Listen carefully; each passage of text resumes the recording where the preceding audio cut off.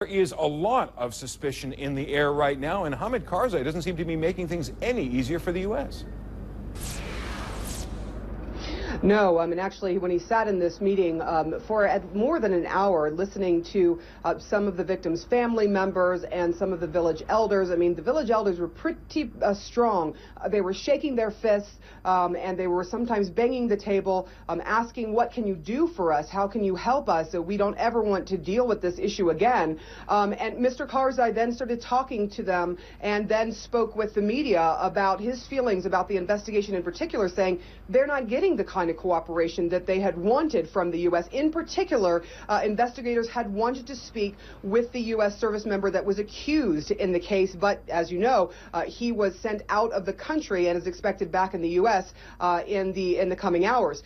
He also talked about the surveillance video. We asked him a question. Did you see this surveillance video that the U.S. officials have shown some Afghan officials? He said no, he didn't see it, but his investigators did. Let you hear what he said about what they thought of the surveillance video.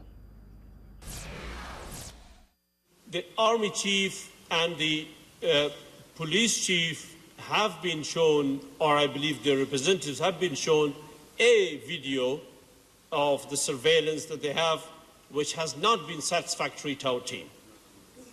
Not convincing. So there you hear it.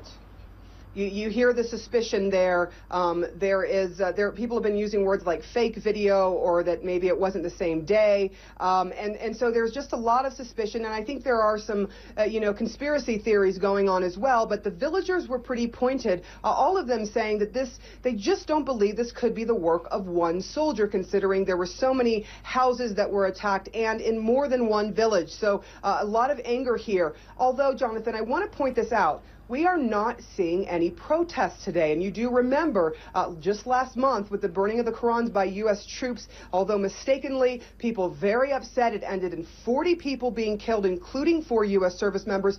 So the reaction on the streets from regular Afghan citizens is different this time than it was just last month with the burning of the Qurans. Jonathan? No.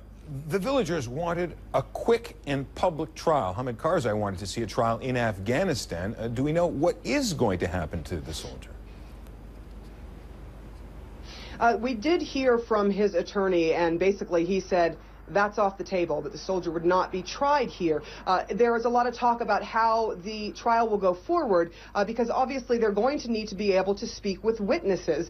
This will likely go through a military tribunal, as is the agreement that has been made between the U.S. government and the Karzai government. But they will have to bring in, obviously, translators. Most of the villagers speak Pashto, so the witnesses would need someone to properly translate, and where to bring those witnesses and where to have this trial seems to be up in the air, but I'm sure that U.S. officials will come out with deciding on exactly where this might happen in the coming weeks.